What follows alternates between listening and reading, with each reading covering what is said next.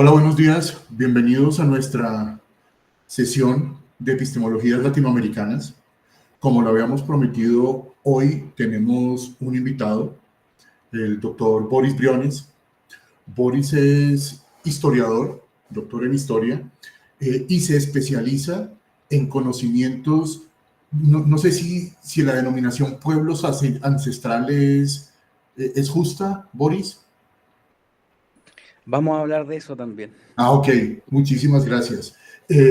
Nos conocimos con Boris en un trabajo que tuvimos durante el verano pasado en Puebla y hemos encontrado muchos puntos en común entre el trabajo que hace Boris en la Universidad Católica del Norte en Antofagasta y eso que hacemos nosotros aquí en la Santo Tomás, en particular en el programa de la maestría de Filosofía Latinoamericana, que es la que nos acoge hoy. El proceso para la sesión de hoy es una sesión estándar. Boris va a hacer uso del tiempo, va a presentarnos el tema. Nosotros tenemos como antecedentes, recordemos, tanto los autores hemos estudiado los antecedentes de eso a lo que llamamos epistemologías latinoamericanas, el canon de epistemologías latinoamericanas, si existiese el canon, y en este último componente, como lo habíamos dicho desde hace 2 sesiones, hemos ido trabajando con esas epistemologías otras, y parte del material de trabajo tiene que ver con el libro recientemente editado de Epistemologías Andinas y Amazónicas de Pablo Quintanilla, esperando a la salida del segundo volumen que se llama Southern Epistemologies. Ese es el contexto y sin más, Boris, muchísimas gracias, bienvenidos y todos, todas, bienvenidos al espacio. Muchas gracias, Edgar, por la invitación y muchas gracias a los estudiantes por el espacio también.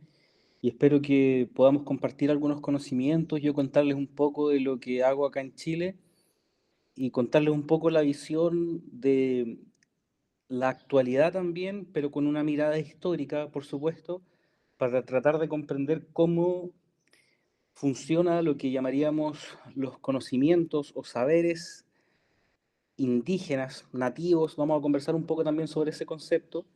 En la actualidad, por lo menos aquí en el cono sur, entre Chile y Argentina, cómo se percibe actualmente ese conocimiento y cuáles son las discusiones que hay al respecto sobre la transmisión de ese conocimiento, el legado de la colonización y la problemática que supone también todo este proceso de contacto. Voy a compartir la pantalla.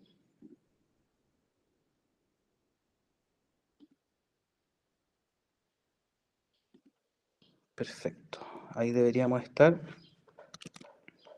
Lo primero es que tengo aquí, ahí sí. Bueno, yo lo tenía por acá, suponiendo, estamos por aquí en Bogotá, pero en algún lugar, supongo, ustedes estarán. Para mí lo más conocido es el aeropuerto El Dorado, pero para yo mostrarles una ubicación donde me encuentro actualmente, este es el norte de Chile, que es en realidad el desierto de Atacama, donde yo estoy, que es, ustedes sabrán, el desierto más árido del mundo. Se caracteriza por tener unas condiciones climáticas muy particulares y muy críticas. Ahora nosotros estamos empezando el verano. Pero todo Chile en realidad es una larga y angosta faja de tierra muy, muy variada. Nuestras fronteras están aquí en esta zona con Perú y aquí con Bolivia. Pero nuestro país es muy angosto, pero muy diverso. Entonces, si nosotros nos vamos cada vez más al sur, aquí está nuestra capital, Santiago de Chile, nosotros veremos aquí que comienza a verse una zona mucho más verde, que es específicamente la zona centro-sur de Chile y la zona sur. Bueno, vamos a hablar específicamente, yo les traigo algunos ejemplos sobre pueblos que habitan estas zonas. Aquí vemos Concepción y aquí hay un río, no se aprecia muy bien, pero es el río Biobío, que es uno de los más largos de nuestro país y que marca la división territorial de uno de los principales pueblos indígenas de Chile, el mayoritario, que es el pueblo mapuche. Y también, si nosotros nos vamos más al sur todavía, vamos a encontrar un territorio sumamente fragmentado donde habitan distintos pueblos indígenas. Los pueblos costeros como los Cahuéscar, o hacia la zona de Chile y Argentina, los Tehuelches, etc. Y nos vamos a encontrar en Tierra del Fuego, que es el territorio más austral, que se divide entre Chile políticamente y Argentina. Aquí ya estamos prácticamente, ustedes pueden ver, siempre en condiciones climáticas extremas, y aquí está Punta Arenas, que es la última ciudad de Chile grande, digamos, que tiene un aeropuerto, etcétera, y aquí nos encontramos con Tierra del Fuego, que es el lugar donde habitaron los Selknam, que vamos a conversar sobre ellos también. ¿Y por qué digo habitaron? Porque ellos se sometieron o estuvieron expuestos a un proceso de evangelización y genocidio muy complejo, del cual vamos a conversar algo de él hoy, y que afectó significativamente sus formas de transmisión del conocimiento. Y bueno, aquí está una de las últimas ciudades de Chile, que es Puerto Williams. Ustedes se imaginarán la travesía que es llegar a todos estos lugares al sur de Chile, donde nosotros ni siquiera tenemos carreteras. En muchos lugares hay que cruzar en embarcaciones. Entonces, más o menos ese es el país o la parte de la que vamos a estar hablando hoy, que habitan y que habitaron los pueblos llamados pueblos ancestrales. Entonces, ahora he titulado esta presentación, como pueden ver aquí, como conocimientos indígenas en general, porque, bueno, hay muchas discrepancias en torno a la utilización del concepto epistemologías o saberes, tradiciones.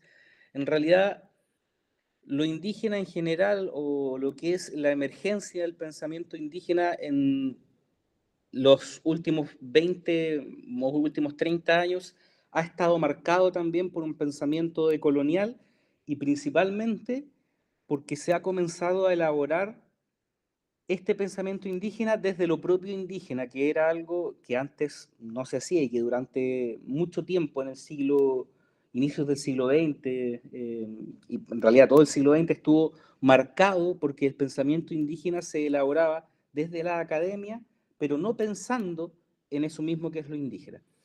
Y la fotografía que estamos viendo, quiero que se queden con esa imagen un momento, y yo más adelante vamos a volver sobre esta imagen y les voy a contar un poco.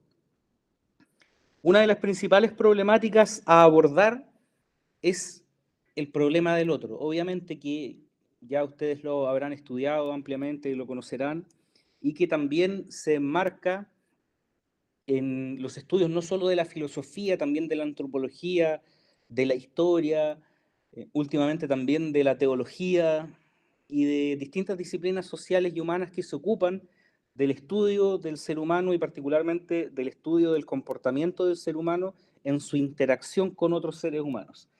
Y por alguna razón, a pesar de que nosotros como género Homo estemos hace aproximadamente 1,5 millones, 2 millones de años, desde Homo habilis en adelante hasta el Homo sapiens en la Tierra, ahora parece que en el último tiempo nos hemos dado cuenta de que no podemos existir si no es en contacto con otros. Tenemos esa característica esencial que nos diferencia de muchas otras especies. Y esta problemática o preocupación por el otro no es algo aleatorio, sino que se ha comenzado a dar en los estudios de América, particularmente desde la historiografía, en los estudios sobre los procesos de contacto en nuestro continente. Porque si hay algo que caracteriza específicamente a todo lo que es el continente americano, siempre en esta presentación, cuando me refiero a América, hablo desde las zonas más australes del continente en el sur hasta las zonas del norte más extremo en Norteamérica. No me refiero a América como Estados Unidos, sino que a América en general. Entonces el problema del otro ha sido abordado, como les digo, en los últimos años con una perspectiva bien particular, comenzando por la preocupación de lo que fue la conquista de América. Y de ahí aparece uno de los pensadores que desde mi punto de vista realiza un aporte significativo en esta área, que es Svetan Todorov, que él parte de la pregunta ¿cómo comportarse frente al otro? Y en esta pregunta trata de dar una respuesta contando la historia de la conquista de América en su obra que se llama La conquista de América, el problema del otro. Y Svetan Todorov va a tratar de demostrar en este trabajo que la conquista de América establece nuestra identidad presente. Es decir, que en el presente nuestra relación con el otro está fuertemente cimentada en lo que fue la conquista de América. Sin la conquista de América, las relaciones en la actualidad y en todo ámbito, no solo en el contexto americano, sino que a nivel global, están ampliamente sustentadas en lo que fue la conquista de América, porque fue un proceso que marcó la historia de la humanidad. Y que en realidad también lo que habla Svetan Todorov en esta misma obra, La conquista de América, dice que el triunfo de la conquista se debe a lo que él denomina el arte de la adaptación y la improvisación de los conquistadores, ya que la superioridad que ellos traían era principalmente, se suele creer que era una superioridad netamente militar, pero él plantea en esta obra que hay una superioridad en términos comunicativos mediante signos que los va a llevar a adaptarse rápidamente y a establecerse y a conquistar todo este territorio de una manera eh, mucho más rápida que si hubiese sido mediante otros medios. Y él dice que hay en este proceso de conquista un conocimiento sobre el otro, pero ese conocimiento sobre el otro está limitado porque como hay un conocimiento sobre el otro de una manera muy rápida, producto de lo que se ocurría en la conquista con la inmediatez de evangelizar, conquistar territorios y la búsqueda del oro, no se toman en cuenta ni las opiniones del otro, ni los sentimientos del otro, ni los conocimientos del otro, que eso es lo que a lo que nos lleva esta presentación del día de hoy. ¿Por qué? Porque se considera, y esto vamos a ver algunos ejemplos, yo les traje un ejemplo de unas crónicas de Indias, cuando los conquistadores llegan a América, no solo existían seres humanos, sino que acá había también culturas, civilizaciones, religiones, creencias, cosmovisiones y conocimientos. Lo que pasa es que para la mentalidad europea que realiza la conquista, en lo que en historiografía llamaríamos la Edad Moderna, ese tipo de conocimientos, religiones, tradiciones, saberes, etcétera, no solo eran insuficientes, sino que además eran erróneos. Entonces, por eso hay un proceso en el cual se busca apagar y oscurecer esos saberes. ¿Y por qué ahora, en el tiempo presente, como les digo, en los últimos 20 o 30 años, hay una especie de lo que algunos autores argentinos sobre todo han denominado emergencia indígena, es decir, donde nuevamente hay conocimientos y saberes indígenas? Es producto de que durante mucho tiempo estos conocimientos se buscaron apagar, y no solo durante los procesos de conquista, porque además hubo leyes de Indias que protegieron obviamente a los indígenas de varias cosas, pero el mayor problema radica en los procesos de independencia, cuando las repúblicas, como veremos hoy, comienzan a asentarse y tratan de desligarse del pasado colonial, también avasallando todo vestigio de lo que eran los pueblos indígenas, los pueblos originarios, los pueblos nativos. Ahora, un punto de vista conceptual, antes de comentarles de Jared Diamond, es que todavía, y esto yo lo he conversado tanto con personas de pueblos indígenas, colegas de distintas disciplinas en Chile y en otros lugares, etcétera, la problemática de cómo referirnos a todo lo que tiene que ver con los pueblos que ya existían en América.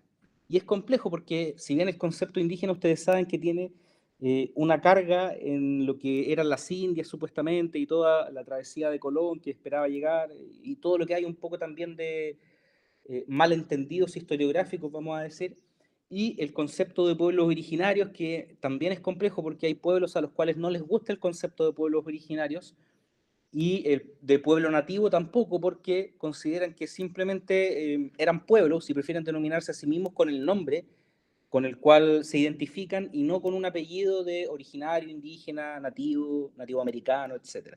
Entonces, en esta presentación, sin términos peyorativos, muchas veces me voy a referir con el concepto de indígena, entendido que, por lo menos hasta el presente, es bastante aceptado por las disciplinas humanas y sociales, y particularmente por la historiografía, sin que eso necesariamente tenga una carga peyorativa. Y el segundo texto que les quería comentar es un texto que fue ganador de un Pulitzer que es una obra fundamental para entender también el proceso de conquista, pero para entender también una parte de la historia de la humanidad fundamental, que es el libro Armas, Gérmenes y Acero, con un subtítulo muy provocador que dice Breve historia de la humanidad en los últimos 13.000 años, de Jared Diamond, y él plantea como interrogante inicial en este texto, ¿por qué la cultura europea es predominante sobre las demás? Y es una obra extensa, pero que hace un recorrido también importante sobre lo que es América, y él va a hablar también, va a tener otras obras, entre ellas Colapso, que es una obra interesante, y habla sobre por qué algunos imperios caen, tiene mucho trabajo al respecto, y una de las cosas fundamentales en este Armas, Gérmenes y Acero, es decir, por qué, tanto en Eurasia y en otros lugares, la cultura europea siempre tiende a ser predominante. Y él dice que en los procesos de conquista, como lo resume su título, lo que favorece o lo que favoreció en la historia, por lo menos en los últimos 13.000 años, es el desarrollo de las tecnologías de las armas, la introducción de los distintos procesos de contagio mediante los gérmenes y la introducción de enfermedades importadas a poblaciones nativas que no habían tenido esos contactos, y que en América hay muchos estudios de la historia al respecto, y el desarrollo del acero como en otros lugares no lo existía hasta ese minuto. Y todo eso, esta triada que plantea Jared Diamond, que es un geógrafo, nos va a servir también para entender por qué los mismos procesos de conocimiento que existen en América también se van a ir perdiendo. Y antes de iniciar de lleno ya con la presentación, como este es un tema que con Edgar discutimos cuando estuvimos en México, participamos en unos paneles, hace poco volvimos a conversar sobre este tema, y como ya no se puede dejar de lado la inteligencia artificial, yo ya estoy como un aliado de la inteligencia artificial. Al principio era un poco más reacio, ahora ya somos amigos con ChatGPT. Entonces, le dije, cuando estaba preparando esta presentación para ustedes, este fue el prompt que yo utilicé. Crea una ilustración de un grupo de indígenas americanos enseñando y compartiendo sus conocimientos. Entonces, la ilustración que me da la inteligencia artificial es la siguiente. Es una ilustración, bueno, yo noto que tal vez para la inteligencia artificial, particularmente ChatGPT, indígenas americanos lo estaba entendiendo como indígenas de Norteamérica. Por eso me realiza una ilustración que es, de hecho yo no le di contexto el lugar ni nada, como ustedes pueden ver, solamente crea una ilustración de tal tipo, pero los crea al aire libre en una zona de harto bosque, las vestimentas típicas de los nativos norteamericanos, de zonas de Estados Unidos y Canadá, eh, con adornos característicos de la zona, algunos niños aprendiendo de personas mayores. Esa es la idea que puede tener la inteligencia artificial de un prompt muy sencillo. Pero entonces yo le digo lo mismo, bueno, crea una ilustración de un grupo de indígenas sudamericanos, ya para que lo adaptemos a nuestro contexto, enseñando y compartiendo sus conocimientos. Entonces, vuelve a hacer algo también muy similar, ¿eh? Que es una zona de bosques o en la naturaleza. Al parecer, para la inteligencia artificial, el conocimiento de lo que es indígena tiene que estar relacionado en un contexto de naturaleza. No se puede enseñar en otro contexto que no sea la naturaleza. Es como si en la universidad no pudiera aparecer un profesor indígena a enseñar algo sobre epistemologías ancestrales, tal vez. Y aparece ahora el detalle del fogón. Es como que en Sudamérica todo se desarrolla dentro del fogón, y eso tiene también una característica histórica. La mayoría de las ceremonias o el transcurso del desarrollo del conocimiento, en la transmisión oral de este conocimiento, se desarrolla en torno a fogones, como vamos a ver hoy. Y vemos también ya una vestimenta un poco distinta, algunas mantas que pueden ser características de las zonas de los Andes centrales o hacia las zonas de los Andes del Cono Sur. En esta zona donde yo vivo específicamente y más al sur, las zonas relacionadas con la cordillera de los Andes, se utilizan vestimentas como las que está enseñando la inteligencia artificial, y que nos muestra una especie de cintillos que tienen nombres específicos en algunas comunidades indígenas, y ya podemos decir tal vez está asociándolo más a Sudamérica, pero es muy parecida a la imagen anterior. Entonces llegamos a una de las primeras interrogantes. ¿Existen realmente los saberes indígenas? O la pregunta podría ser, ¿qué son estos saberes indígenas? En los saberes indígenas que vamos a ver hoy, yo traigo dos casos particulares de estudio que van a ser una provocación para poder conversar sobre qué entendemos como saberes indígenas y cómo se transmite este conocimiento. Uno de los principales problemas que tenemos es que estos saberes indígenas ocurrieron desde mucho antes de la conquista mediante la tradición oral. Entonces, en los pueblos que no desarrollaron escritura temprana, la forma de transmitir el conocimiento es mediante la tradición oral. Y como ustedes sabrán, por muchas cosas que les hayan pasado a ustedes en su vida, que alguna vez le han contado a alguien, cuando se transmite algo de manera oral, se plantea la problemática de que la persona que va a transmitir ese mensaje nuevamente le puede añadir algunas cosas o le puede quitar algunas cosas. En los mundos indígenas esto siempre ha existido y las enseñanzas tradicionales, que son pilares fundamentales en cada cultura, se han transmitido añadiéndole cosas de acuerdo al contexto local, ya sea al contexto geográfico, al contexto particular de la zona en la que están viviendo, al contexto patriarcal o matriarcal, dependiendo de cómo sea, etc.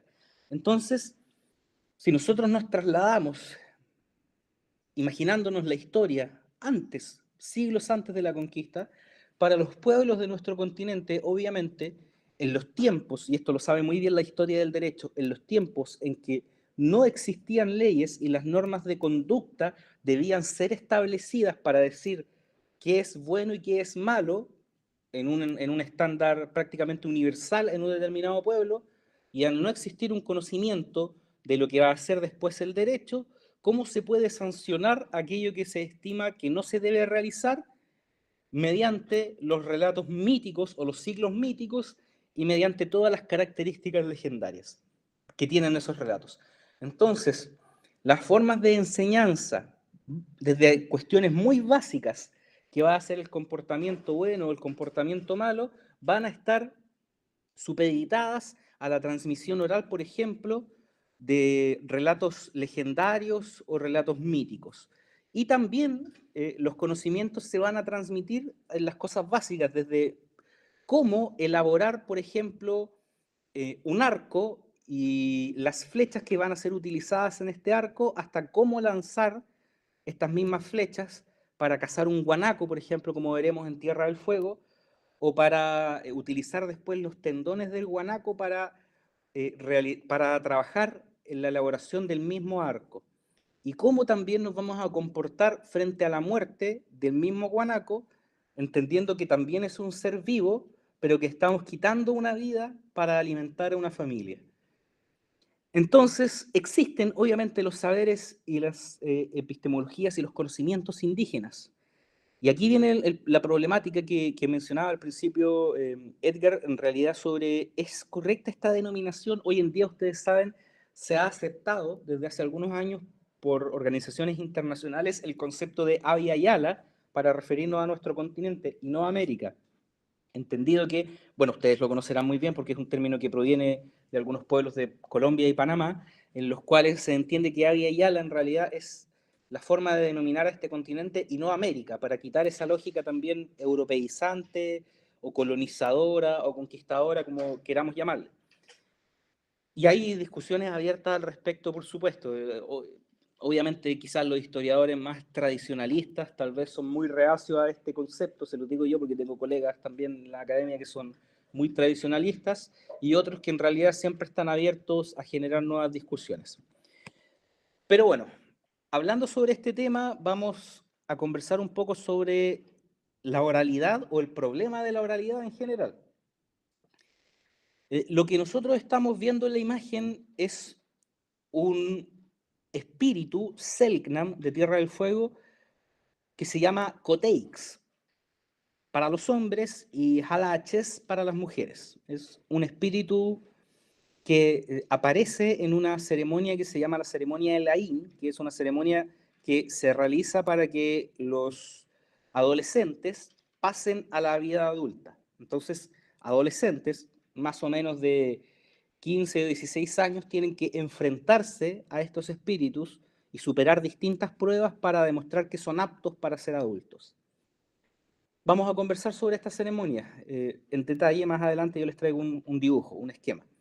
Pero este espíritu nosotros estamos viendo es una persona, Selknam, del mapa que veíamos al principio, de la zona más austral del continente. Es conocido como el pueblo indígena de la zona más extrema en todo el continente americano, en unas condiciones climáticas extremas también en Tierra del Fuego, donde en general el invierno es muy duro y pasa a temperaturas fácilmente bajo 20 grados, menos 20 grados bajo cero, y en el verano una temperatura no tan alta como sería en estas zonas desérticas donde estoy yo, y aún así se desarrolló vida allá y se desarrolló un sistema de pensamiento muy complejo sobre cosmogonías, la posición que el ser humano tiene en la Tierra, distintos tipos de saberes y una forma de justificar la posición del hombre por sobre la mujer mediante mitos. Y nosotros lo que estamos viendo es una persona de la comunidad Selknam que se pintaba el cuerpo personificando a un espíritu para engañar a los adolescentes que se iban a iniciar en esta ceremonia y hacerlos creer que eran los espíritus que venían de distintos lugares a enfrentarse con ellos. Solo cuando la ceremonia terminaba y los jóvenes lograban pasar las pruebas, las personas de la tribu se quitaban las máscaras y les enseñaban que eran sus propios parientes, vecinos, familiares, que estaban disfrazados personificando a los espíritus. En el mundo indígena chileno, particularmente en el mapuche, que es el que tiene mayor presencia actualmente, existen los epeu y los nut amkan.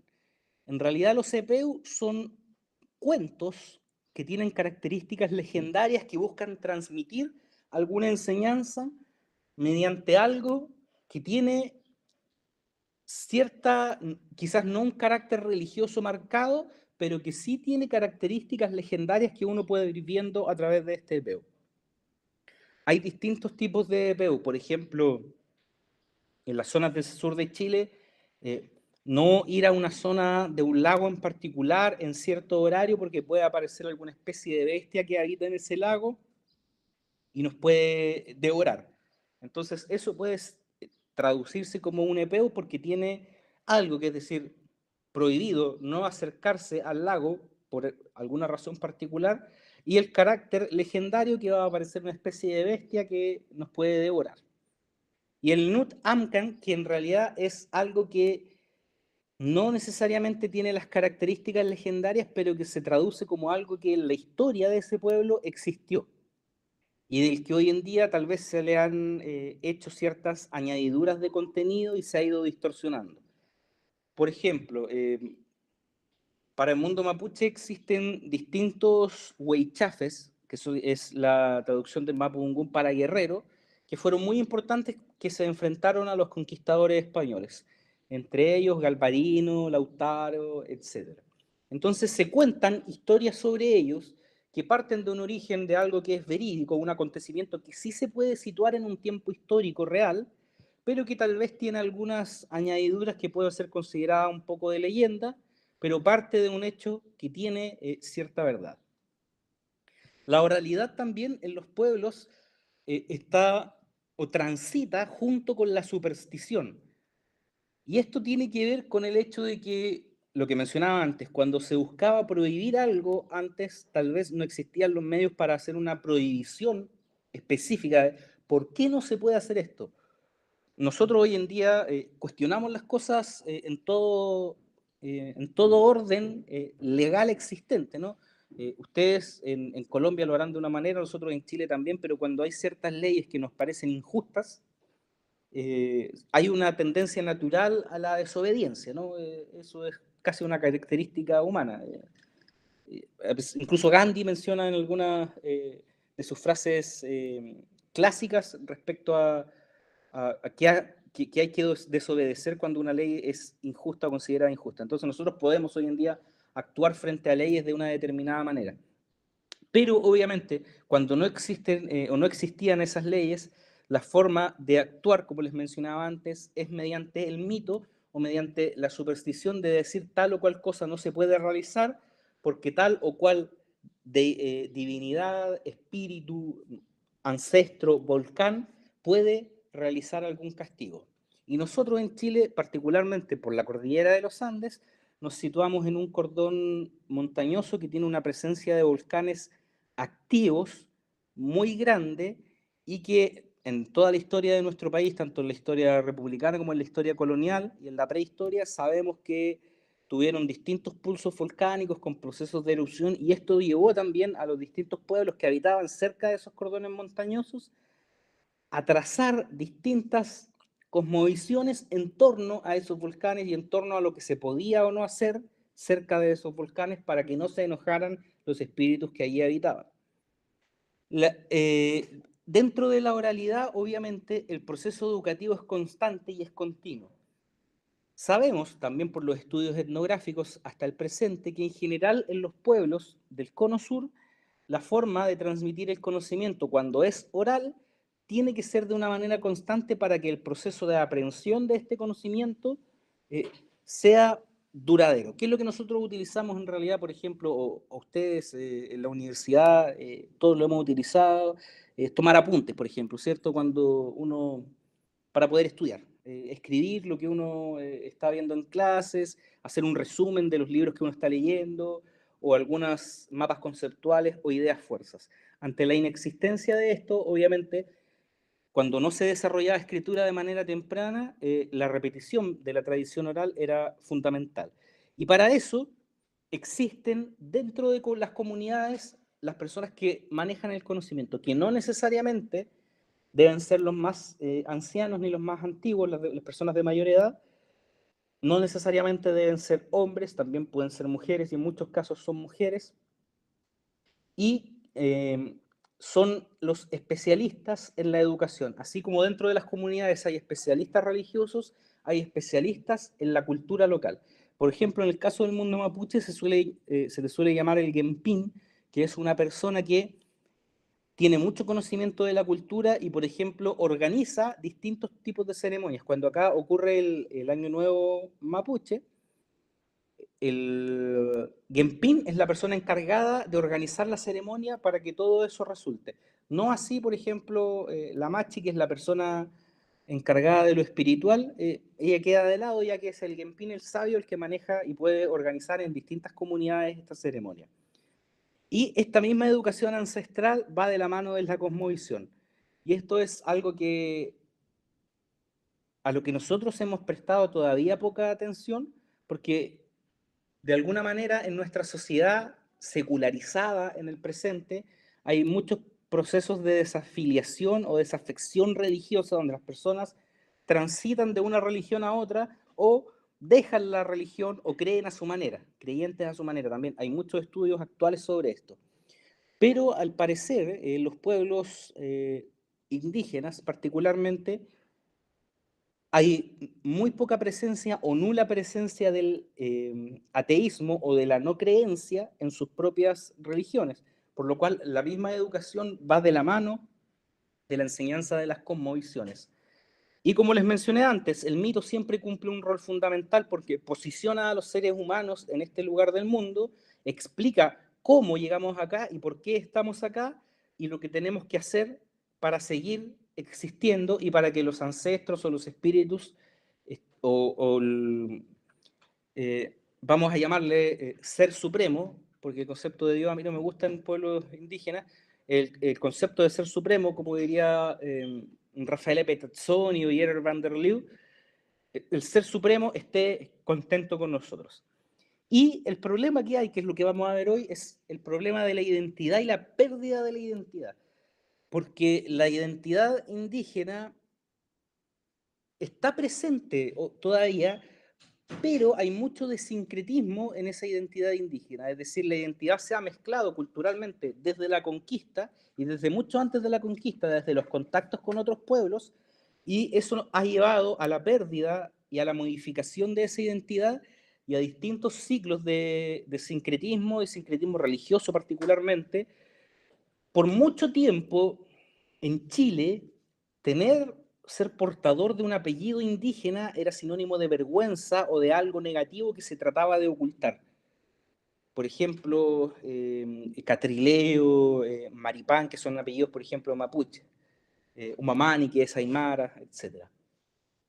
Pero recién en el último tiempo, yo les hablo de los últimos 10 años, eso ha cambiado mucho y ahora se ve como algo de orgullo y algo que se puede portar porque se está orgulloso de esa identidad indígena. Pero hubo tiempo, y ustedes lo sabrán, nosotros tuvimos la dictadura de Pinochet que terminó en el inicio del año 90, ¿no? Vamos a llamarle terminó porque Pinochet deja el gobierno pero sigue siendo comandante en jefe de las Fuerzas Armadas y todos los ministros que él había nombrado en la Corte Suprema seguían ejerciendo de jueces, entonces la democracia de nosotros vuelve muy tardíamente. Podríamos decir que vuelve, el fantasma de Pinochet estuvo hasta que muere Pinochet realmente. Entonces, durante todo ese proceso, lo indígena además estuvo más escondido, más oculto.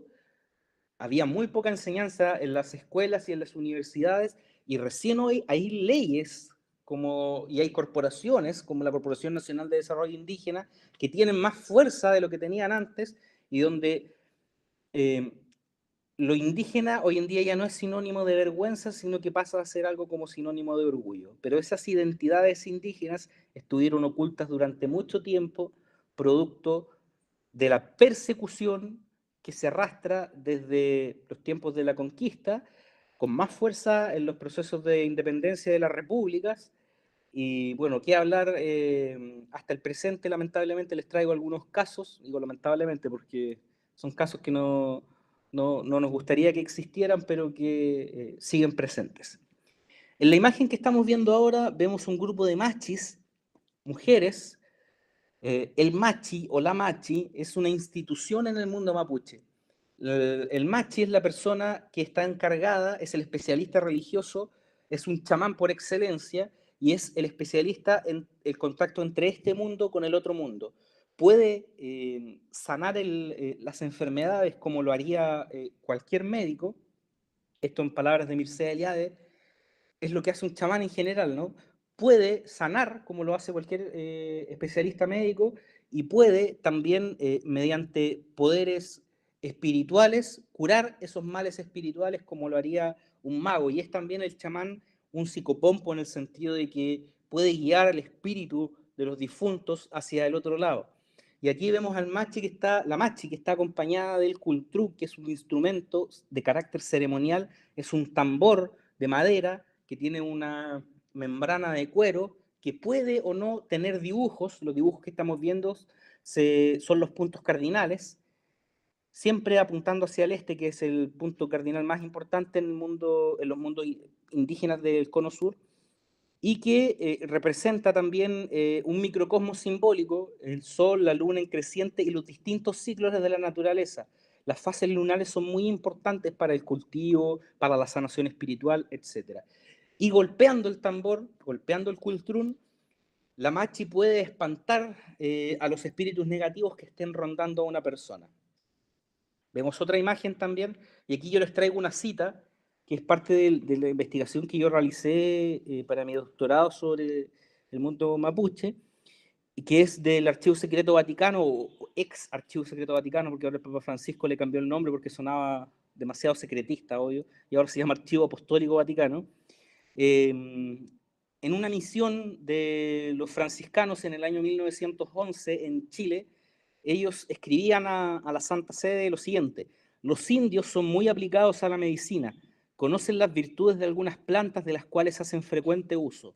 Con la práctica llegan a obtener el título de machi, médica adivina. En cada reducción hay una o dos de estas machis y los indios tienen fe ciega en sus diagnósticos. Como vemos, hay una persona enferma que está atendida en esta imagen y vemos a dos machis que están golpeando el cultrún, que es para espantar lo negativo, pero la machi también puede recetar infusiones, algunas hierbas, aguas que se deben consumir, que son unos brebajes. Yo ahora les cuento una experiencia, brebajes muy particulares para poder limpiar el cuerpo de algún mal particular o de algún dolor. La machi también puede preparar alguna especie de ungüento para aplicar en alguna herida, porque tienen un conocimiento de las plantas medicinales que se pueden utilizar.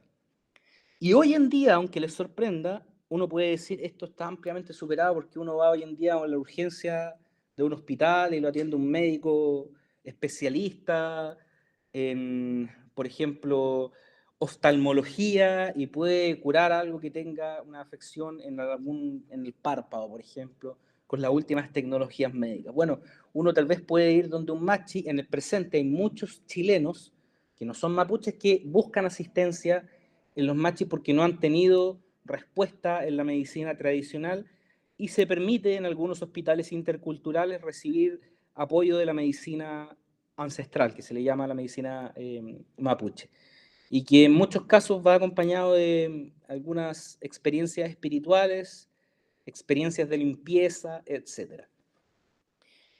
Y este conocimiento que tienen los machis es particular porque es un conocimiento que no se transmite directamente de manera oral, ¿no? Es un conocimiento que se transmite mediante la revelación. Un machi para convertirse en tal, en un chamán, tiene que tener un sueño premonitorio en el cual se le revele que se va a convertir en chamán y que haya tenido en su familia probablemente algún ancestro que ya haya oficiado como machi y es quien en realidad se posiciona en este cuerpo para ejercer nuevamente el oficio de machi. Una de las ceremonias, en la imagen que estamos viendo, que es del Archivo General de la Nación de la República Argentina, estamos viendo un guillatún, que es una ceremonia colectiva en algún lugar de Argentina, hacia la zona de La Pampa, Argentina en el sur, porque los mapuches habitaron históricamente lo que corresponde a Chile y Argentina. Y aquí se genera el problema, porque en Chile, algunos que dicen los mapuches vinieron de Argentina, y uno va a Argentina y allá dice, no, los mapuches vinieron de Chile. Desde mi punto de vista siempre lo planteo, esto es una discusión estéril en todo sentido, porque las fronteras son una construcción y un imaginario contemporáneo. Y como sabemos en la prehistoria, todos los grupos de cazadores-recolectores se mueven de acuerdo a las estaciones del año, principalmente siguiendo los animales que van a cazar.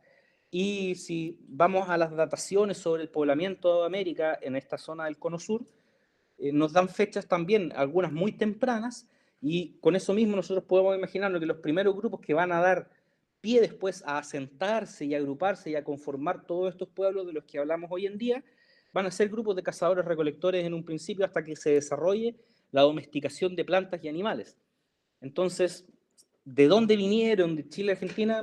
Las fronteras, las fronteras están porque a alguien se le ocurrió un día que existían las fronteras, ¿no? Si no, vamos a tener que retomar a Rousseau y otros, pero en algún momento a alguien se le ocurre el tema de las fronteras. Pero bueno, como ese es otro tema, hablando sobre el guillatún, esto es una ceremonia sagrada en la que una o varias comunidades se pueden agrupar para pedir por los cultivos, por los animales o por la fertilidad en general. La fecha puede ser muy variable, se puede realizar generalmente todos los años, pero particularmente cuando hay luna en creciente o luna llena, porque se caracteriza, eso se relaciona con la fertilidad agrícola. Obviamente aquí, como les decía, participa el machi, participa el guempín, y esto dura 2 a 3 días. Se lleva mucha comida, es una fiesta muy importante, hay mucho para beber. Si ustedes alguna vez han estado en alguna fiesta importante que pueda durar varios días, etcétera, no se han imaginado cómo podría ser un guillatún en cuanto a ceremonia y festividad, porque hay muchas pruebas, hay mucha danza, se puede jugar el palín también, que es un juego típico del mundo mapuche. Y como vemos aquí, esta fotografía es más o menos de 1920. Y esta es una ceremonia colectiva. Aquí, aquí viene lo importante, el conocimiento que existe en lo que es la ceremonia colectiva está enraizado en lo que es el Genpín y el Machi o la Machi, y aquí se reúnen varias machis porque pueden ser de varias comunidades, en torno a los loncos, que son los caciques, que van a tener distintas porciones territoriales en las cuales ellos tienen un dominio. Pero particularmente esto es algo colectivo. Aquí se suele aprender mucho, los niños aprenden sobre las ceremonias y perduran hasta la actualidad. Ustedes pueden decir, esto tal vez es algo que se realiza solo en el mundo indígena y es una locura, y en el mundo de la ciudad, civilizado, en absoluto, se haría algo así, pero nosotros hace años en Chile tuvimos sequías muy prolongadas y el presidente de la República, yo le hablo muchos años atrás, pidió que por favor se realizaran ceremonias mapuches, como el Guillatún, para pedir por la lluvia, y así se hizo. Se realizaron ceremonias también para pedir por la lluvia. Y la segunda ceremonia, que es también tiene una gran relevancia dentro del mundo mapuche, pero es individual, es el machitún. Si el guillatún es para pedir por algo colectivo, el machitún es para pedir por algo individual. Está destinado a sacar el mal de un enfermo cuando esa persona es considerada que está con algo muy crítico y no se puede sacar, se recurre a lo que es el machitún. Lo que estamos viendo es un dibujo que realiza un naturalista francés que se llama Claudio Gay, que llega a Chile a mediados de 1800 para estudiar la flora y fauna, y él escribe y realiza descripciones muy importantes que sirven hasta el presente sobre la flora y la fauna. Él también se encuentra con los mapuches en la zona sur de Chile, vive con ellos un tiempo y escribe un libro que se llama Uso y costumbres de los araucanos. Y este documento en general nos aporta mucho al conocimiento de cómo era a mediados del siglo XIX el mundo mapuche. Y él presencia un machitún, que es lo que dibuja aquí lo que está viendo. De hecho, a él le habían impedido ver el machitún porque como era extranjero, Winca en el mundo mapuche es un concepto que se utiliza para referirse a todo aquel que no es mapuche, ya sea nosotros los chilenos o el resto de personas. Entonces, como él era Winca y él tampoco quería exponerse, porque si algo salía mal, pensaba que lo podían culpar de que porque había un Winca había salido mal el machitún. Pero él se las ingenia para esconderse y a través de un pequeño destello, una abertura de una puerta, poder visualizar lo que ocurría adentro, que él lo describe en los términos decimonónicos que él vivía, siendo francés, siglo XIX, etcétera, y a él le parece que esto es una locura lo que están realizando, pero ve el enfermo, que es una persona en la cual hay 3 machis que lo están ayudando, porque era una persona que estaba muy enferma, él nunca identifica lo que es, pero él ve y relata cómo succionan una parte de su cuerpo en reiteradas ocasiones para sacar algo de sangre y luego escupir, porque de ahí van saliendo los malos espíritus, y a él le parece que eso es una especie de pantomima o una actuación espectacular. Y hay mucho humo porque hay un fogón, lo que veíamos al principio, cuando la inteligencia artificial se imagina los fogones, porque también estaban presentes en el diario vivir. Y en el fogón se suelen quemar muchas cosas. El machitún es una experiencia que se realiza hasta el día de hoy.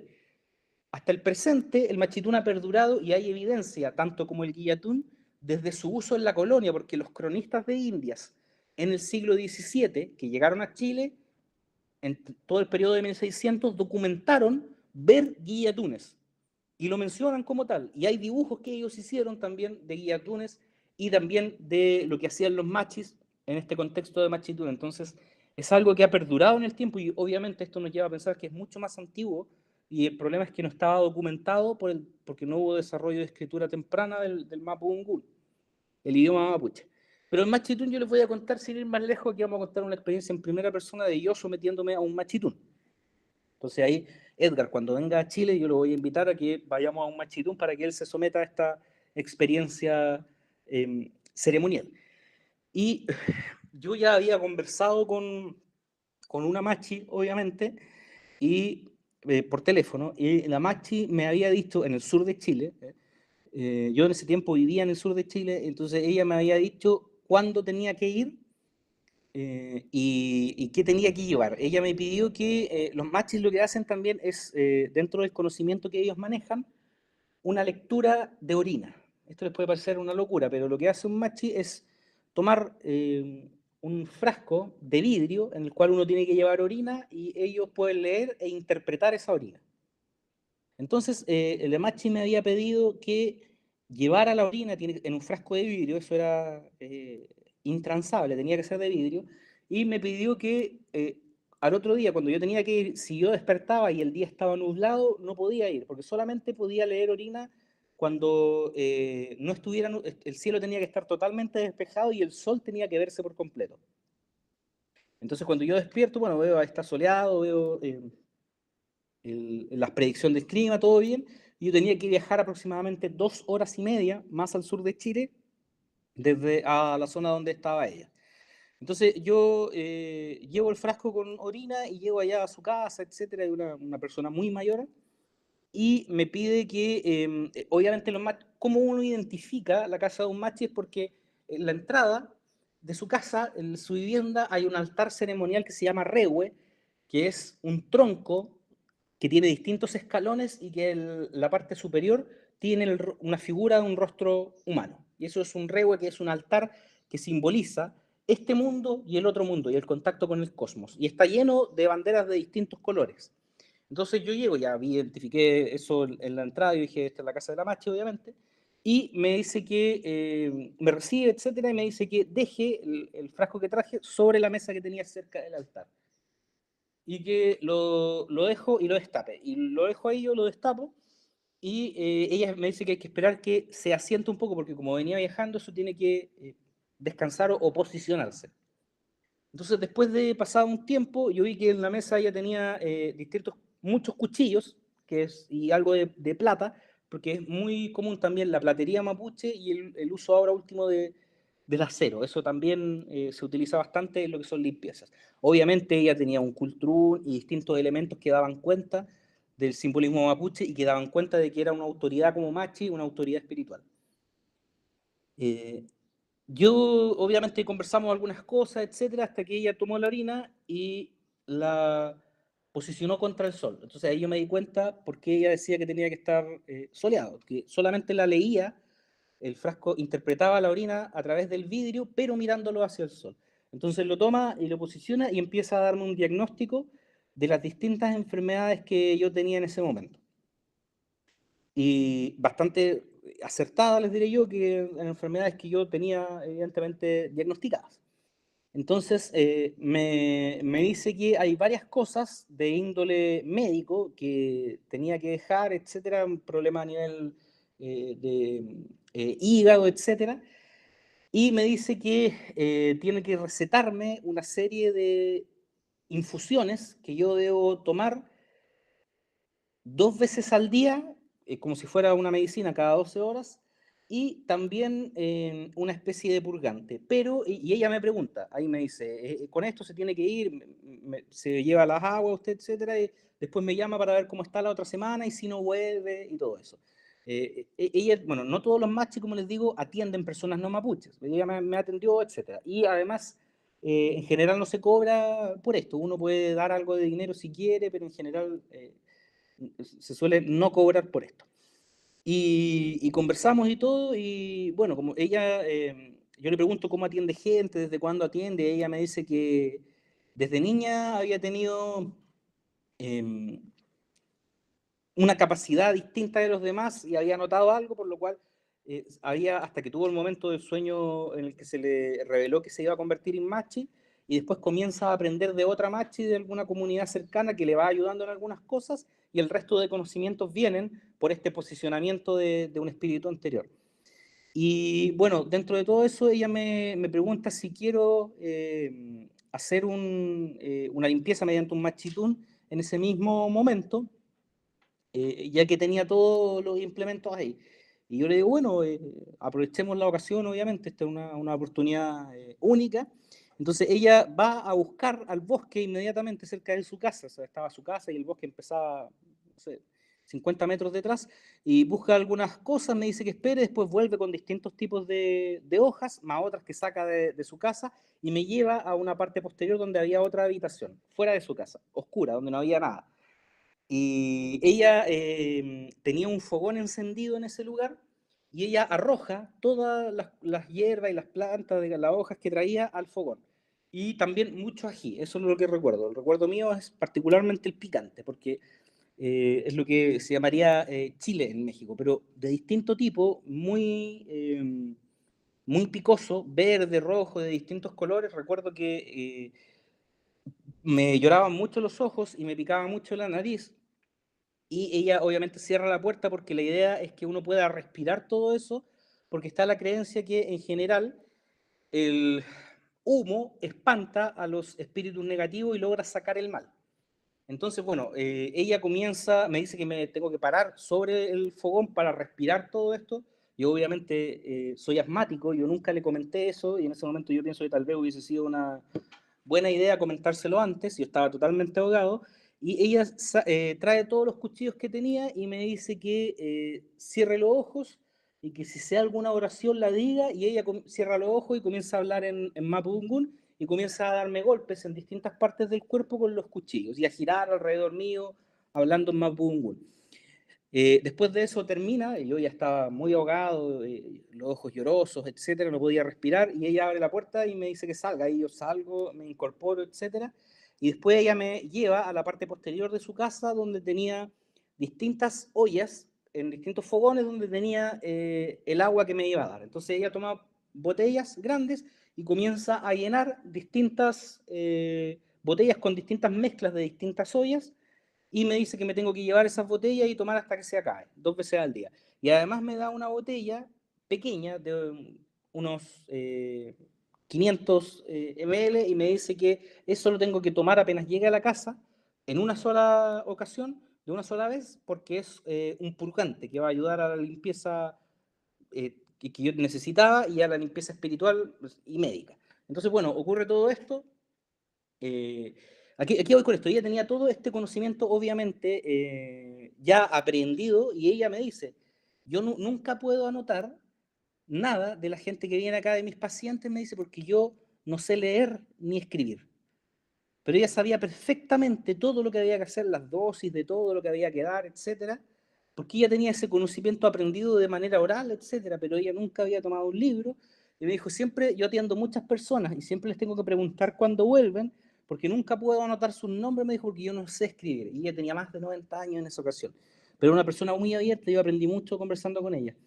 Y claro, bueno, yo cuando llegué a mi casa, obviamente me tomé el líquido que me había dado, el pequeño, pero una cosa que yo les digo, de un sabor muy amargo, una cosa sumamente fuerte que me dio una diarrea como de 3 días, porque es algo que lo que buscaba eh, era como una especie no sé en realidad qué sería, pero tenía, entre otras cosas, natrio y una serie de cosas que son muy fuertes. Entonces, claro, eso hizo que saliera todo este mal, más las otras botellas que tenía que ir tomando. Bueno, esa es en lo que se cree fuertemente, en lo que realiza el Machi, las labores. Y obviamente muchas personas mapuches acuden donde ella, en vez de ir a un médico tradicional, para que les dé tratamiento. Y se les conoce también popularmente en las zonas de campo, en las zonas rurales, como meicos o meicas, que son machis que tienen conocimiento sobre las hierbas medicinales y pueden curar desde heridas hasta tratamientos espirituales complejos. Y como les decía, les traigo un fragmento, para no aburrirlos, de una crónica de Indias. 1629, el jesuita Diego de Rosales llega de España a Chile y en su encuentro con los mapuches, cuando él los observa, escribe una crónica, particularmente sobre los mapuches, y un fragmento que les traigo dice esto. Son estos indios de Chile los más bárbaros de las Indias, porque ni conocen al verdadero Dios, ni tienen otros dioses falsos, ni ídolos que adorar. Y así no saben de religión, culto ni adoración, ni tienen sacrificios ni ofrendas, ni invocaciones. Solo invocan al pillán y ni saben si es el demonio ni quién es, más como se les aparece a los hechiceros y les habla, les da a entender que es alguno de sus parientes o caciques difuntos, y como a tal le hablan sin hacerle adoración. Entonces, para Diego de Rosales, obviamente, primero, en términos de lo que sería el presentismo en historia, nosotros siempre vemos la historia con los ojos del presente. Lo que tenemos que tratar de evitar es juzgar la historia con los ojos del presente.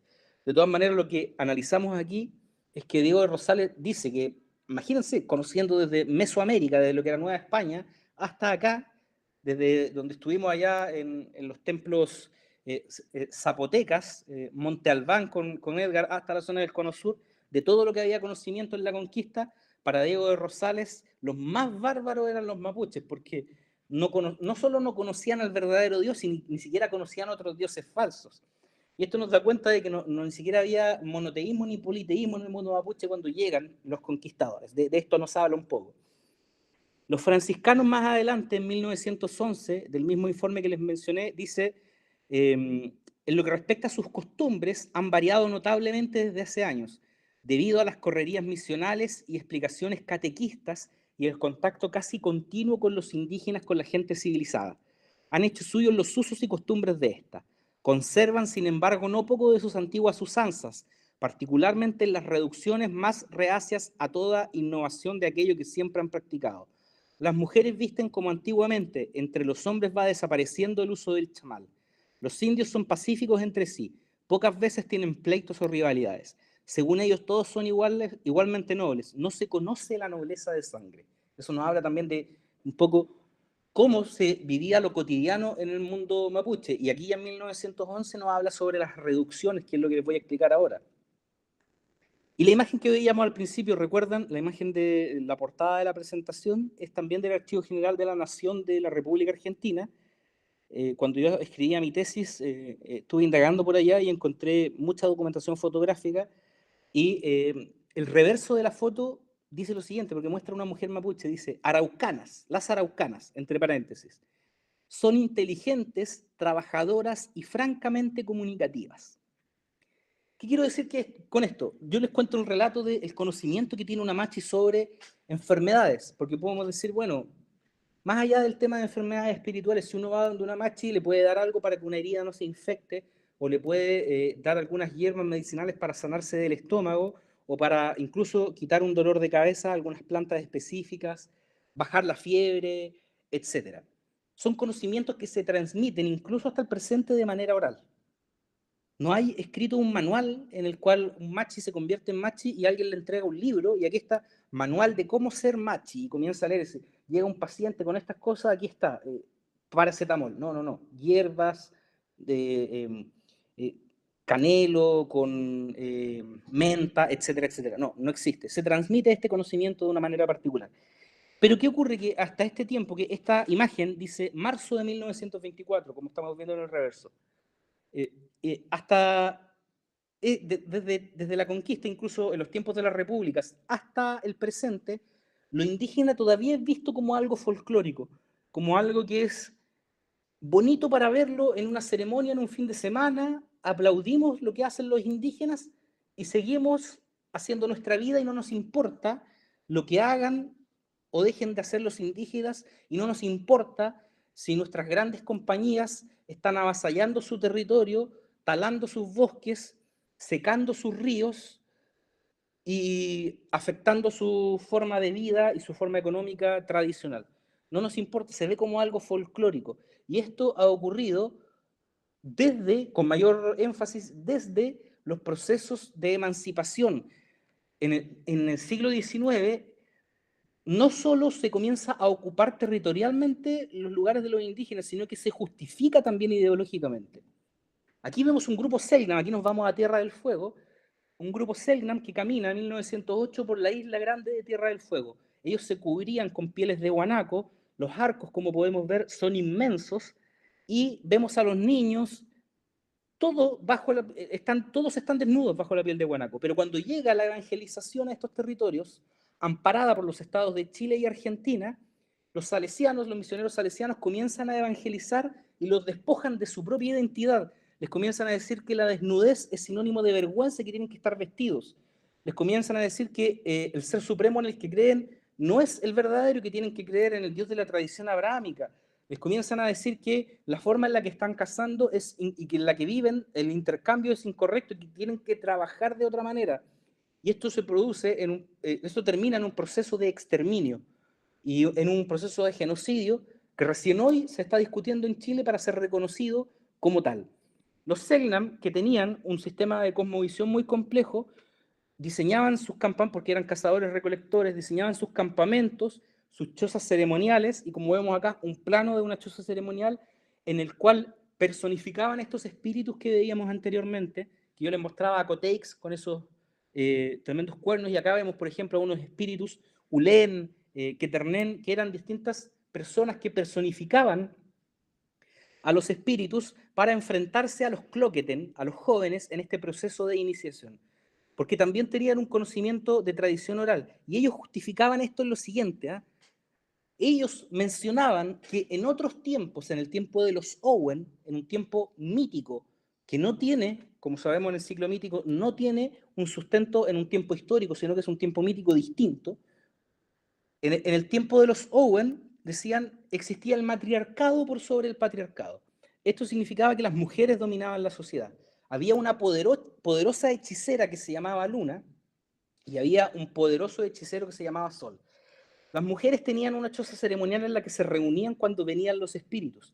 Y ellos solo podían acceder, las mujeres, a esa choza, y los hombres tenían que ocuparse de la casa y de las labores del hogar, de los niños, etc. Y los hombres solo podían llegar cerca de la choza ceremonial para dejar las ofrendas de carne. Y una vez que Sol, cazando un guanaco, se acerca a la choza ceremonial para dejar el guanaco que había cazado y escucha que las mujeres están conversando y se están riendo. Y él mira por una abertura de la choza y ve que las mujeres se están pintando los cuerpos y colocándose máscaras.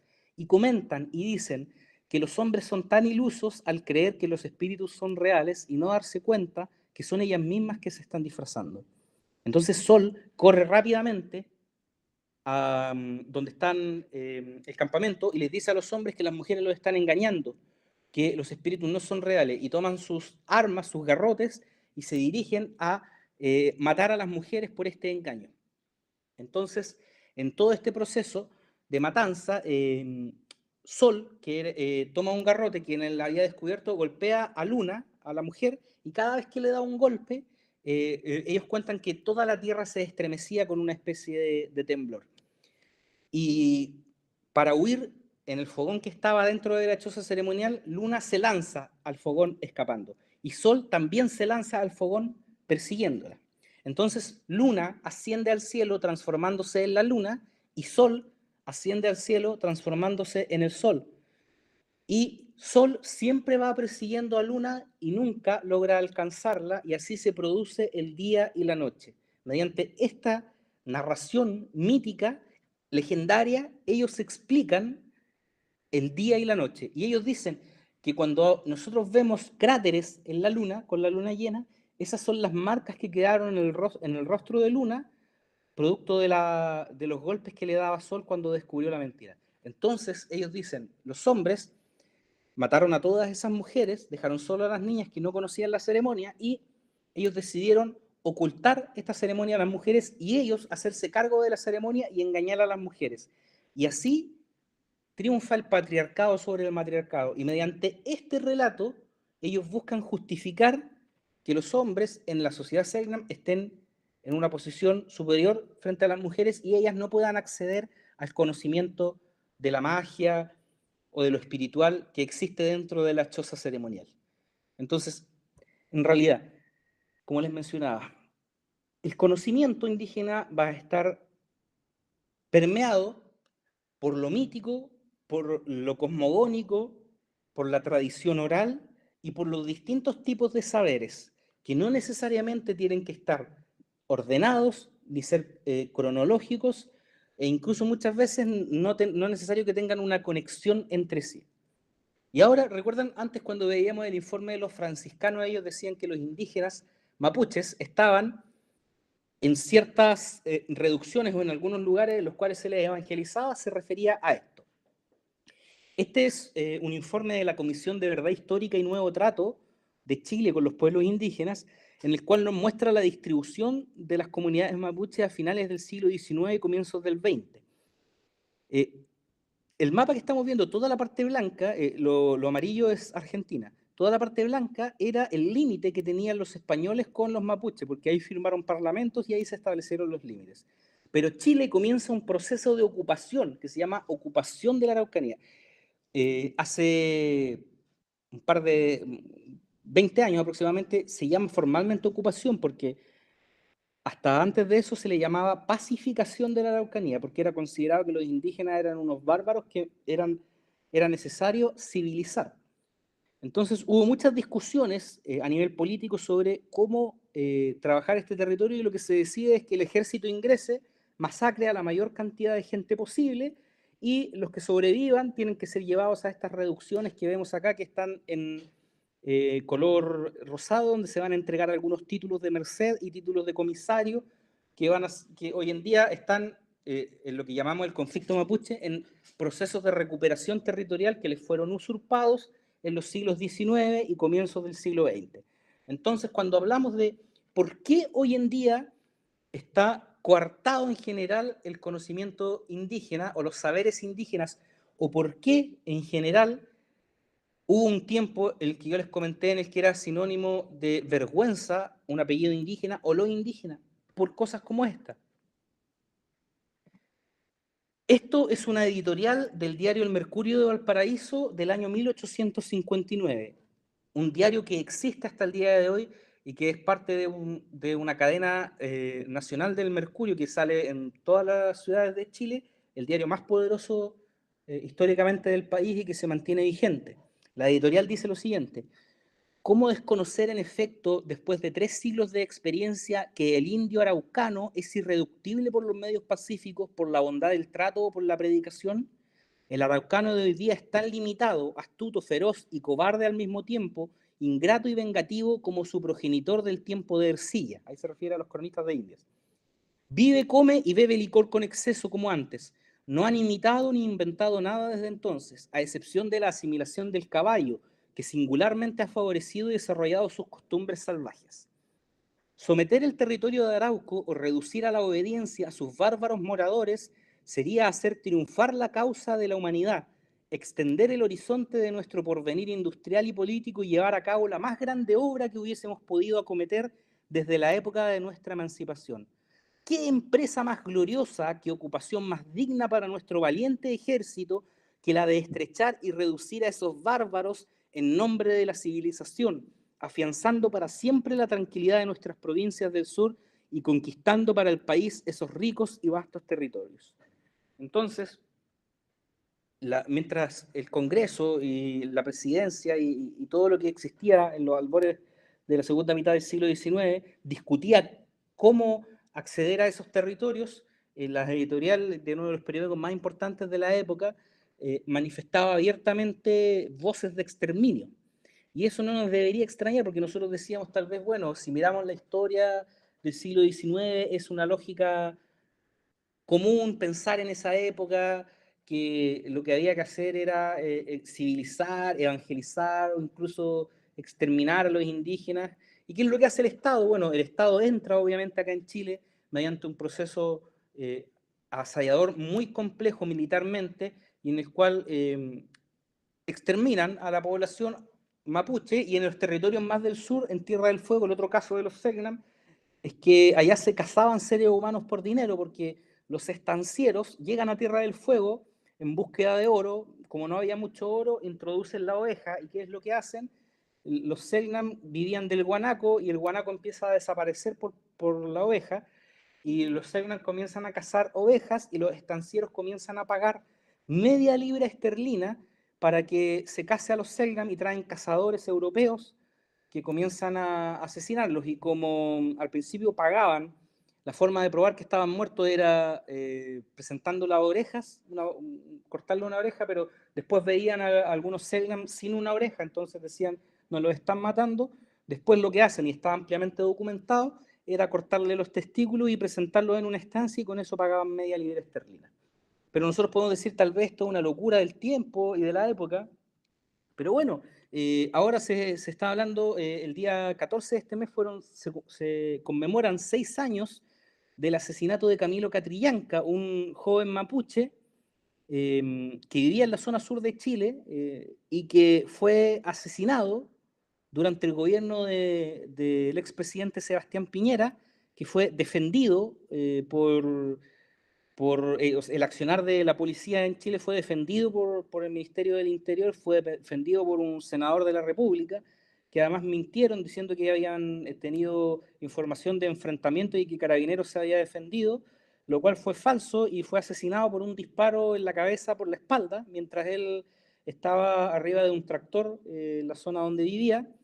Y el año 2021 el ex carabinero, ahí como dice Carlos Alarcón Molina, fue declarado culpable de homicidio simple consumado de Camilo Catrillanca y de homicidio simple frustrado de un menor de edad que acompañaba a Camilo Catrillanca, y fue condenado a 16 años de prisión, porque además las personas que participaron en esto, la policía de Chile, Carabineros, amplios sectores políticos y otros, manipularon, ocultaron información, y todos recibieron distintos tipos de condenas, por lo cual esto es algo que no podemos decir un hecho aislado de la historia, sino que lamentablemente existe. Y sin ir más lejos, lo que se solía creer en un momento que iba a ser una especie de renovación de la política con el presidente Boric, que iba a llegar, el presidente más joven en la historia de Chile, cuando se va Sebastián Piñera, se va con la zona de la Araucanía militarizada, es decir, él saca a los militares a la calle para que custodien las zonas del sur cercanas a donde habitan los mapuches, y desde que asume Boric hasta este minuto que estamos hablando, mantiene los militares en la zona donde hay principalmente comunidades mapuches como forma de, entre comillas, seguridad o contra acciones terroristas, y más como una forma de amedrentamiento, porque obviamente han existido muchos montajes. Sin ir más lejos, aquí vemos como un canal de televisión, lo que se demostró que era falso, en lo que se denominó la Operación Huracán, que también hay personas detenidas por eso, en la cual fabricaron mensajes de WhatsApp para inculpar a personas mapuches de ataques incendiarios en la zona, y estos fueron exhibidos por la televisión, en la cual también después tuvieron que retractarse de aquello.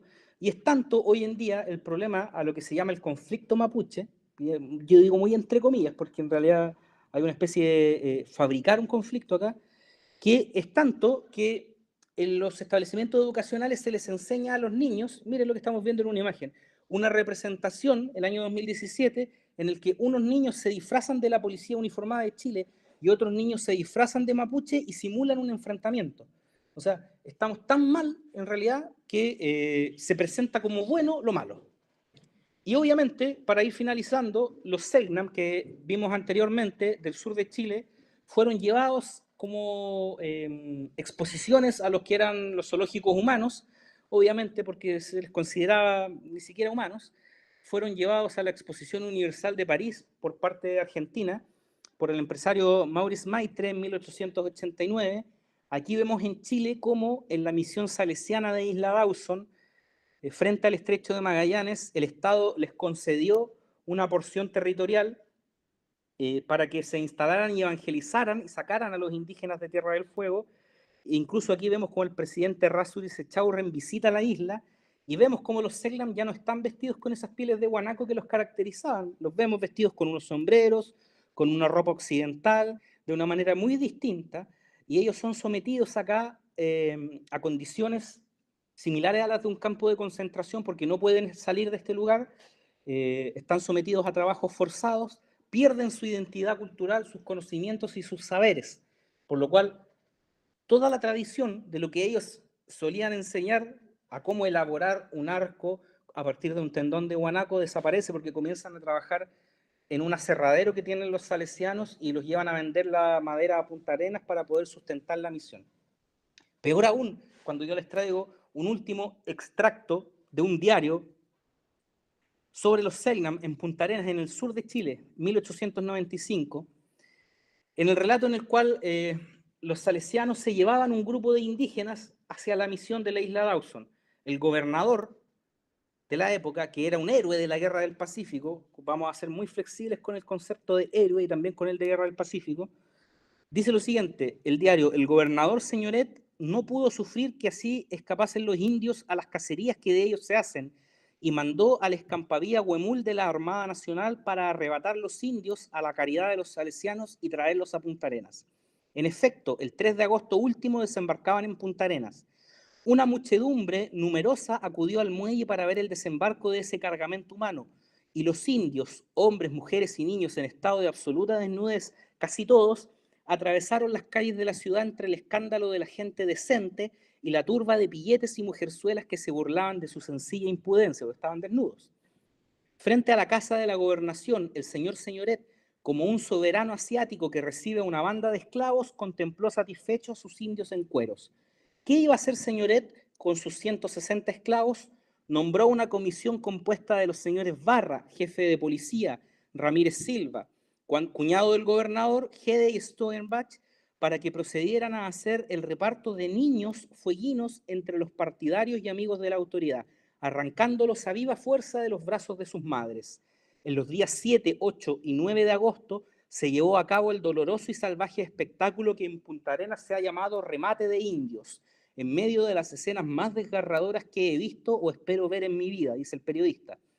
Al comprender que se les arrebataban sus hijos, los indios salieron de su habitual serenidad y dócil placidez, y dando gritos horribles, con ademanes desesperados, trataron de defender a sus criaturas. Cada niño arrebatado originaba una escena. La madre se echaba sobre su hijo defendiéndolo con su cuerpo, mientras el padre, con la expresión de todas las furias en los ojos, dando aullidos que infundían pavor, se lanzaba sobre los que le rozaban su niño, atacándolos con las manos, los dientes, las uñas, con rabia de fiera a quien roban sus cachorros. Los niños mismos se resistían, se agarraban a las piernas de sus madres y se echaban al suelo golpeándose contra las piedras. Y fue menester amarrarlos, arrastrarlos a la fuerza por las calles y aún cargarlos en carros como carne para el matadero. Del diario La Nación, el 16 de diciembre de 1895. No saben cuántas veces he leído este fragmento en distintas exposiciones que he hecho, en un libro que escribí sobre los Segnam y en todo, pero nunca deja de impactarme ni deja de hacerme sentir lo que estoy leyendo. Yo creo que, bueno, el momento que deje de sentir algo cuando lo lea, tal vez debería preocuparme. Pero es, bueno, lo peor quizás no es que pasó esto, tal vez en la lógica de 1895. Lo peor es que el Estado de Chile no ha hecho nada por resarcir esta situación y sigue actuando de la misma manera contra los pueblos indígenas. O también debería preocuparnos que el gobernador que se menciona, Señoret, todavía es considerado un héroe y tiene un busto en Punta Arenas en la Armada. Entonces, ese tipo de cosas tal vez, y en las memorias que él escribe después, en la cual se muestra como un gran soldado, líder que luchó en la guerra contra Perú y Bolivia y que nos libró de, no sé qué nos libró en realidad, porque Chile invade Bolivia, en realidad no es que Chile se defienda, eso históricamente también está ampliamente demostrado. Yo cuando lo digo en la Academia Chilena, mis colegas se enojan, pero el decreto que firma el presidente Aníbal Pinto es para invadir Bolivia. Antofagasta, donde yo vivo actualmente, sin ir más lejos, era de Bolivia. En términos estrictos, yo soy un colono acá, así que las cosas tienen que ser como son realmente. Y para finalizar, el mismo ejercicio que les comentaba al principio, yo le dije nuevamente a mi íntimo amigo ChatGPT, crea una ilustración de un grupo de ciudadanos europeos enseñando y compartiendo sus conocimientos. Así como les pedí que diseñara una ilustración sobre un grupo de indígenas o de sudamericanos, indígenas sudamericanos enseñando y compartiendo sus conocimientos, la inteligencia artificial me dice que así se vería un grupo de ciudadanos europeos enseñando y compartiendo sus conocimientos. Ya no en un bosque, porque yo nunca le pedí que hiciera el fondo, pero en esta ocasión no lo hace en un bosque, lo hace en un entorno que es característico europeizante, ¿no?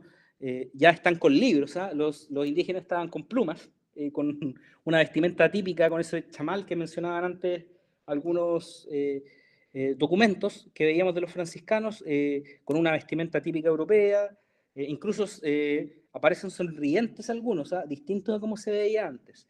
Y la pregunta es, los saberes del otro, de lo que habla Todorov y de lo que habla la otredad en general, el problema del conocimiento que hay en los pueblos indígenas es que son conocimientos que están mutilados en la actualidad por la acción no solo de los procesos de conquista, que tal vez no fue tan avasalladora como lo fueron los procesos de las repúblicas, porque las repúblicas con el proceso que ellos tenían europeizante, porque lo que querían hacer las personas que gestaron en los albores del 19, la emancipación de las repúblicas de nuestro cono sur era europeizante y era la lógica europea, porque además venía de lo que era la Revolución Francesa, y la Revolución Francesa trató mucho sobre ideas ilustradas, pero no trató sobre problemas indígenas, porque obviamente no era la problemática que existía en la Francia de ese minuto.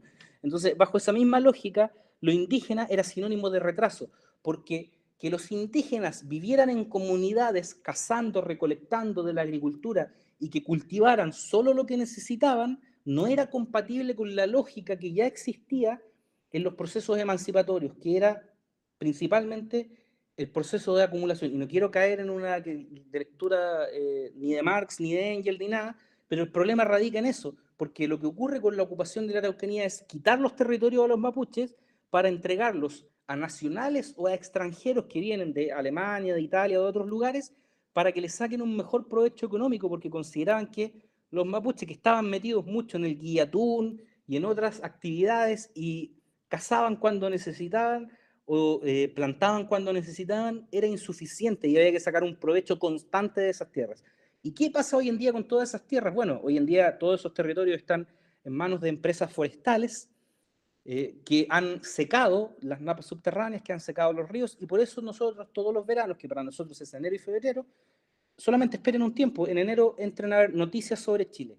Incendios forestales incontrolables. ¿Por qué? Porque secaron los ríos, secaron los esteros, secaron las napas subterráneas con la introducción del pino y el eucalipto, y eso acabó con el bosque nativo, y hoy en día hay incendios incontrolables en la zona que terminan por acabar con la fauna local. Nosotros reconocemos los saberes del otro, y lo indígena no solo es algo folclórico, eso es lo principal que quiero transmitirle hoy en día. Cuando vemos alguna actividad de algún grupo indígena para el Año Nuevo Indígena, el 24 de junio, alguna festividad, etcétera, no solo esto debe ser visto como algo de idiosincrasia local, cuando nosotros vamos a un pueblo, se mencionaba también, Edgar, cierto, mucho en México sobre la problemática del regateo con lo indígena, cuando vamos nos encontramos con indígenas que elaboran figuras de cerámica o de platería o algo de su pueblo, y siempre se reclamaba en México contra el regateo contra los indígenas. ¿Por qué somos así? ¿Por qué regateamos cuando vamos a negociar a comunidades indígenas por la venta de alguna artesanía, pero no regateamos en McDonald's, por ejemplo? Entonces, esta es la problemática de fondo. Los conocimientos indígenas siguen existiendo parcializados y mutilados, y hay que hacer mucho trabajo, porque incluso hay lenguas que en todo este proceso, aquí en la zona norte, como del pueblo atacameño, los Licanantay, lenguas que están siendo trabajadas para poder darle un segundo aire a esa lengua, como la lengua Selknam, que se considera todavía dormida, producto de esto. No solo se han perdido los conocimientos en todo ámbito de cosas, religioso, médico, de moral, de leyes, sino que también de lo que son, lo que mencionaba Todorov, el entendimiento de los símbolos, los signos y el lenguaje, la tradición en general. Espero no haberlos aburrido mucho con toda esta presentación, y que voy a dejar de compartir pantalla, y que sea por lo menos un puntapié inicial para abordar una problemática que a mí me parece que todavía es muy vigente y que hay mucha producción, eso no lo mencioné, hay muchos mapuches que están escribiendo libros desde sus propias disciplinas que están tratando de revivir la identidad indígena. Hay machis con los que yo he conversado que son muy jóvenes que están trabajando por revivir sus tradiciones ancestrales o en una búsqueda constante. Hay libros sobre los problemas mapuches desde los mismos mapuches, algo que antes no solo no existía, sino que tampoco se permitía porque estaba invisibilizado en general. Y eso sería, muchas gracias. Boris, no, muchísimas gracias a ti. Tremendamente ilustrador en muchos aspectos. Ahora, si alguien tiene preguntas, comentarios que quieran hacerle a Boris, por favor, hablen ustedes antes de que yo coja la palabra, porque yo tengo media página llena y no quiero acaparar el diálogo, la oportunidad que tenemos con Boris. Si alguno de ustedes quiere formular alguna pregunta, quienes están en el salón pueden abrir el micrófono, quienes están conectados desde sus aparatos pueden abrir también el micrófono directamente. ¿Alguno? ¿Alguna? Juan David. Hola, buen día. Pues es que yo tengo una pregunta sobre, pues, pues no sé si podríamos hablar, digamos, cuál podría ser el primer hombre moderno, digamos, cambiando esa perspectiva, digamos, europea aterrizándolo a, pues, Suramérica, por así decirlo. Era una de las cosas que, pues, más, o sea, que se me quedó en la medida que iba escuchando, pues, el discurso de Boris. Entonces, pues, no sé, digamos, ¿cuál sería ese primer hombre moderno, digamos, en nuestro contexto? Digamos, ¿cómo podríamos decir cómo aterrizar esa modernidad a nuestro contexto? ¿Sí? ¿Cómo se entendería esa modernidad desde nuestro contexto? Pues bajo esa perspectiva, pues diría desde la otra edad, tal vez. Gracias. Sí, respondiendo a eso, la verdad es que hoy en día hay distintos programas de educación intercultural o de educación de educadores tradicionales. Hay universidades, como donde estoy yo, la Universidad Católica del Norte, que está desarrollando ahora un programa de educadores tradicionales, educadores ancestrales, en la cual se busca formalizar la formación de las personas que enseñan en las comunidades indígenas, para darles una especie de título equivalente al título de un profesor de establecimiento educacional. El problema radica en que, como mencionaba, bueno, hay conocimiento que se produce desde lo mismo indígena hoy en día, y el problema es la masividad que tiene ese conocimiento, y que tiene que ver también con la irrupción de lo indígena en la academia, porque nosotros estamos habituados a esa lógica de que en el siglo XIX se estudiaba lo indígena sobre todo desde la antropología, en lo que antes se llamaban los típicos antropólogos o académicos de sillón que interpretaban la antropología sin haber hecho etnografía, por ejemplo, y que hoy en día eso ha cambiado mucho, pero está el problema de cómo, si a veces la academia o el mundo universitario es muy academicista, cómo lo indígena o los saberes indígenas tendrían un espacio en ese mismo territorio académico. Y con lo que sea academicista me refiero a que, por ejemplo, para poder publicar algo, ustedes saben la serie de procesos que hay que pasar, la serie de cuestiones que tienen que ser abordadas por todos, digamos, quienes publicamos. Entonces, ¿cómo podemos rescatar lo indígena si no es a través de un tercero, que sea a través de la misma propia identidad indígena? Bueno, hay distintas cosas que se están haciendo, sobre todo en Argentina. Bueno, ustedes conocerán el CLACSO, el Consejo Latinoamericano de Ciencias Sociales, que tiene un programa específico de lo que llama Epistemologías del Sur, donde se aborda a veces lo que se llama un pensamiento decolonial, que igual a mí tampoco me gusta mucho el nombre decolonial porque da la idea de que, la idea desde mi punto de vista errónea, de que el problema aquí es el pensamiento colonialista, pero el problema en general, como vemos, incluso esto me lo han dicho personas de pueblos indígenas, que el mayor problema lo ven ellos después de la emancipación de lo que es el colonialismo hispanoamericano, donde se acrecientan estos problemas. Entonces, yo creo que uno de los primeros pasos es no tener miedo a lo que son las verdades históricas en ciertos temas que por lo menos deberían estar zanjados, y que eso se enseñe sin lo que llamaríamos medias tintas o disfraces sobre algunos temas, cuando hay una tendencia a decir que en realidad, por ejemplo, los discursos oficiales que tienden a ser positivistas en los estados y que existen en todos nuestros países, como yo les mencionaba, aquí en Chile, en las últimas encuestas, nosotros tuvimos en el último tiempo, 2 ensayos constitucionales que fracasaron. El primero porque se decía que era un ensayo, una constitución plurinacional. Imagínense, nosotros estamos, además de la era de la información, en la era de las fake news, y entonces donde decían que los indígenas en Chile iban a tener más derechos que los chilenos, entonces la gente creyó eso y rechazó un proyecto constitucional.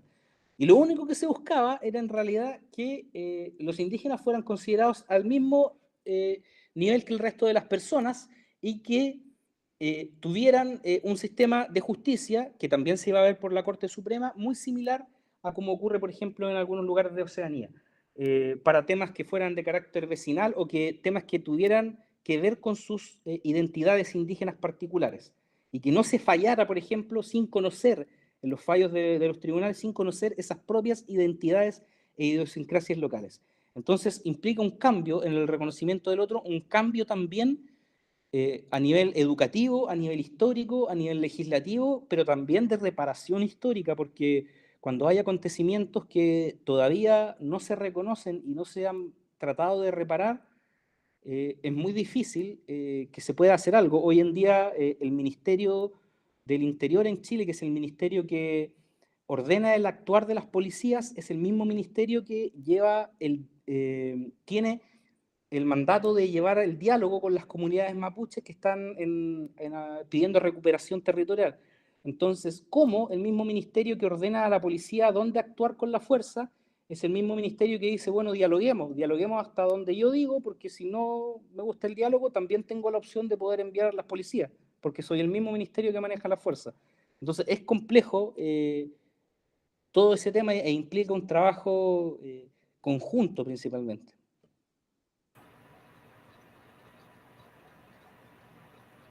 Yo aprovecho que tengo el micrófono abierto, me disculpan cualquier cosa, o levantan la mano o hablan en el micrófono. Quiero vincular a varias de las cosas que tú dijiste. Como te contamos, el contexto nuestro es haber leído el material de epistemologías latinoamericanas y en particular ahorita el de andinas y amazónicas. Entonces yo tengo frescas algunas ideas que quiero concatenar con lo que tú dijiste. Por un lado, digamos, mi idea general es conocer reconociendo al otro, y en este caso a los pueblos. Eso se dice tremendamente fácil, pero para nada lo es.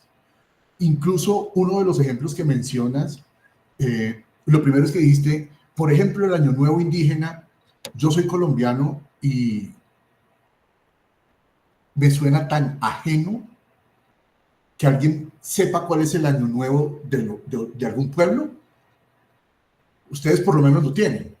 Entonces, digamos, hay un primer nivel de reconocimiento que tú dices no hay que exotizar, no hay que convertir en una caravana cultural a la cual se le da dinero, pero ya el hecho de que exista me parece un primer paso para algo. Pero de otro lado, el otro ejemplo que mencionas es, se está haciendo una equivalencia en la educación pluricultural para básicamente darles un título profesional a los educadores de los pueblos. Eso es una forma de asimilación y no de reconocimiento. Digamos, no habría, también tendría yo como profesor que ir al pueblo a pedir que me asimilen mi título como machi, y qué tendría que hacer como equivalente.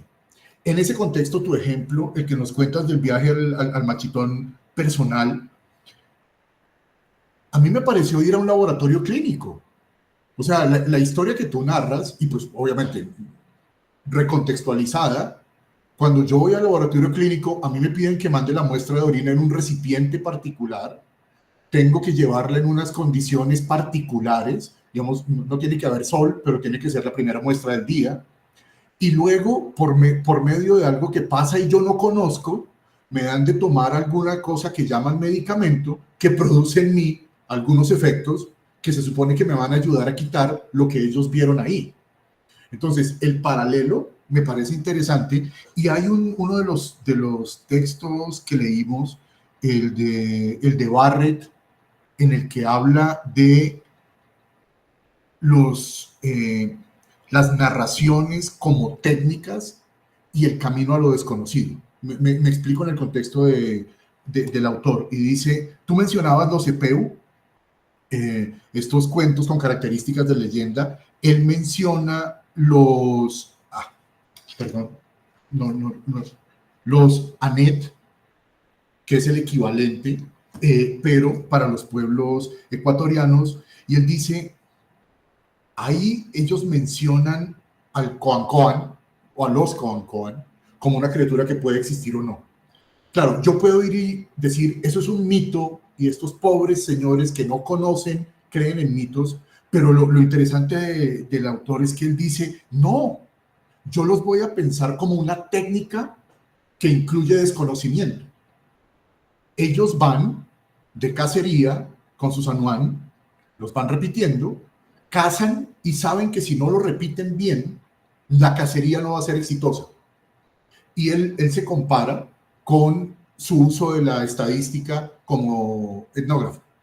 Dice, yo manejo tablas de datos, yo manejo Excel, yo manejo la estadística, yo no sé cómo funciona la estadística, no soy matemático, pero la utilizo como recurso y sé que si la utilizo bien, puedo decir cosas. ¿Cómo vinculo esto en forma de una pregunta con el comentario extendido que la antecedió? ¿Tú crees que es posible un reconocimiento real en nuestro momento? ¿Y bajo qué lógicas se podría dar ese reconocimiento de los conocimientos del otro? O yo tiendo a ser pesimista. Yo creo que es muy difícil, habría que darle vuelta a demasiadas cosas, y tendríamos que educar a mucha gente en cosas que yo mismo no sé en qué educar. Perdóname si quedó demasiado difuso el comentario. No, está bien. Gracias, Edgar. Sí, yo creo que, bueno, yo también soy pesimista en algunas cosas, sobre todo en este tema en particular de, de las formas de dar a conocer esa misma identidad que nos resulta ajena, porque además existe en el presente un fenómeno en el cual hay poco interés en conocer al otro y en reconocerse en el otro también. Hay una especie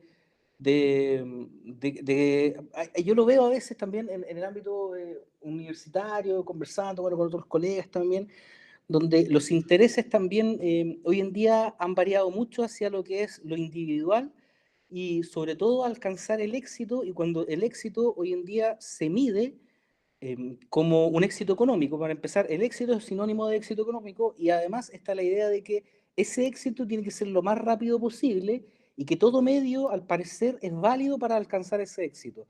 Porque hay muchos ejemplos que se suelen tomar de cómo debería ser ese éxito, por ejemplo, hoy en día, sobre todo en el ámbito de lo que son los influencers, etc.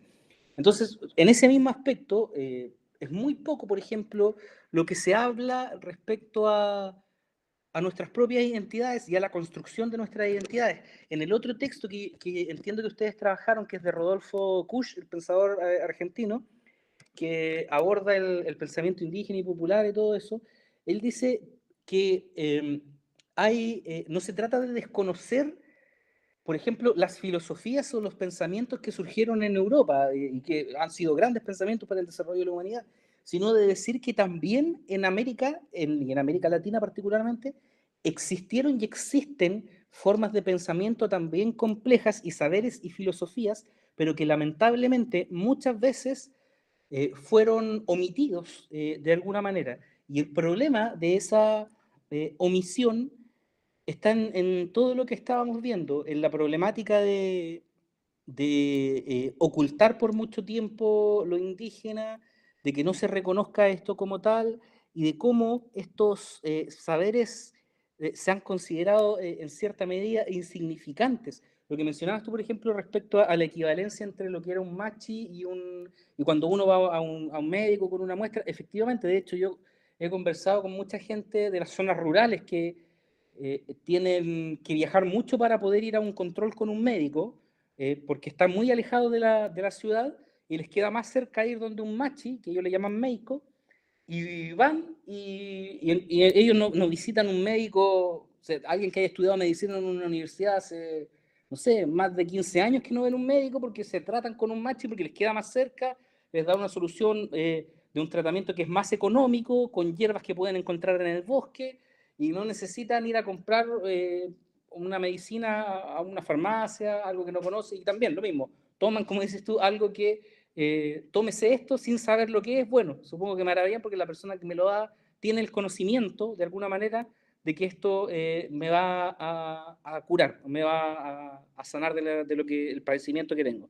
Entonces yo creo que hay en todo este aspecto una confluencia de acontecimientos que hoy en día nos lleva, nosotros tenemos particularmente, yo le hablo del caso de Chile, bueno, y ahora también de Argentina, lo que hablo con amigos argentinos, con colegas, es que hay un proceso, por alguna razón muy compleja, de racismo, ya es directamente racismo en el cual se busca nuevamente legitimar discursos como el que yo les traía de la editorial del Mercurio de Valparaíso, porque lamentablemente hay personas en el espectro político que han salido eh, con ideas en las cuales se busca legitimar lo que ocurrió en el pasado para provocar nuevamente justificaciones a la violencia. Y en el cual dicen en realidad, bueno, lo que mencionaba, como te decía, el caso uno de los últimos casos de Camilo Catrillan, que fue un joven mapuche que fue asesinado por la espalda por un agente del Estado en una violación flagrante de los derechos humanos. Hay personas que en un principio, antes de que se investigara, desde el día 1 que salió en la prensa, lo justificaban ya, diciendo que tal vez, ¿qué estaba haciendo? Porque él vive en una comunidad indígena, y si vive en una comunidad indígena, entonces a la gente que vive en comunidad indígena hay que tener cuidado, porque son personas generalmente violentas. Entonces, no sabemos, entonces probablemente él atacó a la policía, porque a la policía se tiene que haber defendido de un ataque, porque la gente que vive en esa comunidad específicamente, que se llama Temucuicui, es una comunidad de las más violentas que hay, y ahí sabemos que solamente entran indígenas, y todos sabemos que los mapuches son alcohólicos y violentos. Entonces, después sale un senador de la República diciendo que él le llegaron unos videos por WhatsApp en el cual vio cómo habían quedado los vehículos de la policía, cómo habían sido atacados por las fuerzas mapuche, con armamento de guerra, y el típico tema, que eso yo lo comenté en alguna ocasión. Esta gente mapuche está siendo entrenada por las FARC. Dicen, aquí hay agentes de Colombia que siempre han dicho eso, no hay ninguna prueba, siempre han dicho eso. Entonces dicen, ¿qué pasa con la investigación? Bueno, no se encontró pólvora en la autopsia a Camilo Catrillan, que él nunca manejó armas, iba en un tractor, no había ningún vehículo de la policía que tuviera impactos de bala, y la cámara corporal, el policía que le disparó y que lo asesinó, él su cámara corporal la destruyó la tarjeta de memoria para que no quedara evidencia de que él lo había asesinado. Y él dijo, cuando le preguntaron, ¿por qué destruyó el juez? ¿Destruyó la cámara? No, dijo que yo utilicé esa cámara para grabarme en mi casa con mi señora en cosas privadas y no se podían tener esas grabaciones, entonces por eso eliminé la cámara, no por otra cosa. Entonces, cuando quedan esas dudas y después da un vuelco el caso y toda la gente se da cuenta, y que además la policía, cuando lo asesina, toma al menor de edad, que tenía como 14 años, y lo llevan detenido, lo torturan, y esas personas, los policías fueron juzgados por apremio ilegítimo de tortura, y después, bueno, actúa el Instituto Nacional de Derechos Humanos, Amnistía Internacional y otras agrupaciones, y todo Chile se da cuenta. ¿Qué pasa en realidad? Se olvida con el tiempo, porque eso pasó hace 6 años y ahora volvemos al tema. En realidad se olvidó eso y ahora pueden venir nuevas situaciones que están ocurriendo en la zona sur, donde está el país altamente militarizado, donde controlan a todo el mundo y donde si uno va a esa zona hoy en día, te encuentras con militares con armamento de guerra haciendo controles a todas las personas que circulan por esos territorios. Entonces se naturaliza nuevamente, como ya pasó la etapa discursiva, ahora se naturaliza nuevamente el tema de la violencia. Entonces, en ese contexto, ¿cómo nosotros le podemos pedir a los mismos pueblos que, por ejemplo, ahora realicen un guillatún, si cuando están realizando el guillatún puede llegar un carro policial acompañado de vehículos militares, se bajan con fusiles de guerra y le hacen un control a todas las personas que están ahí?